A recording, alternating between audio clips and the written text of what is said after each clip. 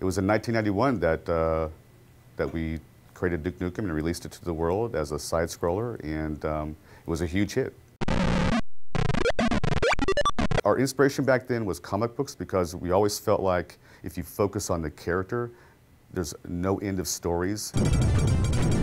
Duke does it his way, and his way is very entertaining. It's a wild thing. The original name for the game was actually called Heavy Metal, and the idea was to have sort of an anti-hero who was very much sort of a renegade in society and sort of, an ex-military guy who went rogue. When the original Duke got started, it was myself, Alan Blum, and another programmer, Todd Repogel. Todd Repogel and I went to school together. We grew up together in Santa Cruz. He started making side-scrollers and stuff, and while I was going to school at UCSC studying computer science, we were working on Duke Nukem 1 together. There's a guy I'd like to, anytime I have an opportunity, I like to call him out. His name's Alan Blum. And Alan, he created Duke.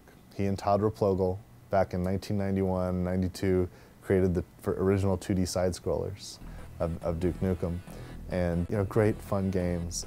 And he's the one guy that from the very first moment of Duke existing, all the way through till today, has been involved in the Duke projects. It's very childish, so it doesn't take itself seriously, It's, instead of trying to fit a formula or trying to do certain things, it just does stuff you want to do.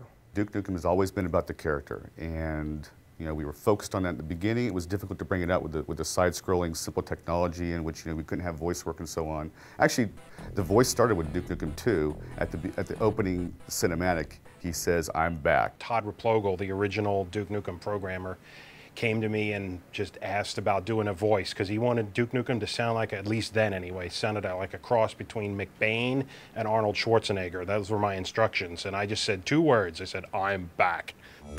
I am back. The original Duke that Todd and I were working on didn't really work well, and when George joined the company, he actually spent several nights kind of redesigning, and back in those days, it's like, it was EGA and very pixelated stuff, but he gave Duke his little smile and gave it the yellow haircut and everything, and kind of really made the character look the way he still looks today. What? Did you think I was gone forever? Too long. We've waited too long, frankly. And I don't know if there's anything that could live up to the idea of 15 years of development, but this is absolutely a worthy successor and a worthy sequel to the game. I think that this is what fans have wanted to come out, and it's finally come out. I can't be more excited. If you're a Duke fan, and especially you're one of the fans that hang out on the 3D Realms forums for all that time, refusing to give up, refusing to, give in to the naysayers or whatnot, you're going to have a blast with this because it is a hell of a lot of fun.